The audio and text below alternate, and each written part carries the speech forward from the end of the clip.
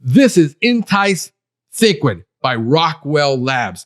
This is one of our #1 go-to baits that we use to control multiple ant species inside and outside the home, but it's a reduced risk product, meaning it uses sodium tetraborate decahydrate as the active ingredient, which is a borate. So for clients that do not want to use a synthetic insecticide inside their home, this is an eco-friendly option. We use it to control ghost ants, carpenter ants, crazy ants, big-headed ants, and white-footed ants.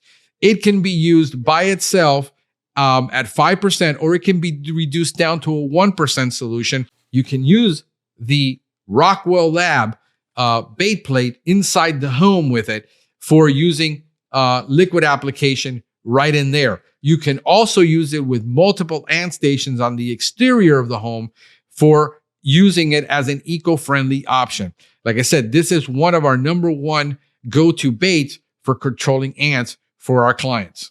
Hey, if this video has been helpful to you, do me a favor, subscribe to the channel, give it a thumbs up, comment below, and share it with your friends. This is Frank the Pest Geek wishing you a pestacular day.